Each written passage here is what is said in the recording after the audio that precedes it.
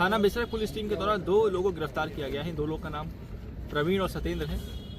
इन लोगों का modus operandi ये रहता था कि ये लोग अलग अलग बैंकों में जाते थे और खुद के फर्जी आईडी कार्ड बनाकर अलग अलग बैंकों में खाते खुलवाते थे। हमें जब सूचना मिली इसमें तो इनके पास से पहले 6 खाते मिले और हर खातों में फ़ोटो इन्हीं की लगी होती है, परंतु आइडेंटिटी कार्ड में जो नाम होता है वो हर जगह अलग अलग होता है। इस तरीके से ये लोग अपने ही फ़ोटो पर अलग अलग आईडी से अकाउंट खुलवाते थे।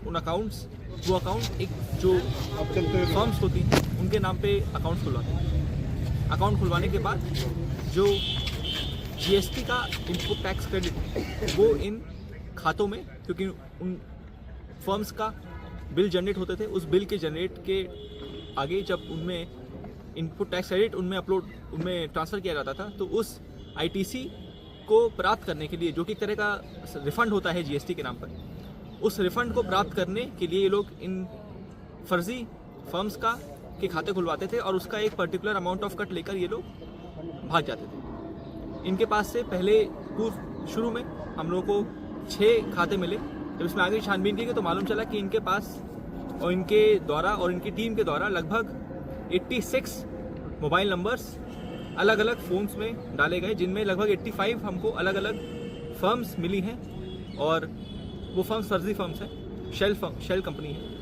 उन 86 शेल कंपनीज के द्वारा लगभग 51 करोड़ का आईटीसी अब तक पिछले 5 सालों में क्लेम किया गया और लगभग 350 करोड़ के उनसे बिल काटे गए।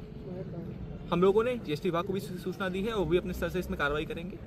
यह लोग एक लार्जर गैंग का हिस्सा हैं, उस गैंग में बिल काटने वाले और जिनको ये इस तरह की फर्जी शेल कंपनियां सप्लाई करते हैं, उनकी भी भविष्य में गिरफ्तारी सुनिश्चित की जाएगी।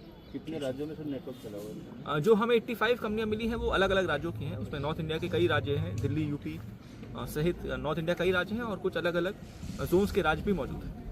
जीएसटी विभाग और बैंक कर्मी भी कुछ मिली होगा शुरुआत में? इसमें हम लोग को जो सूचना दी वो प्रारंभिक सूचना हमको बैंक नहीं दी थी।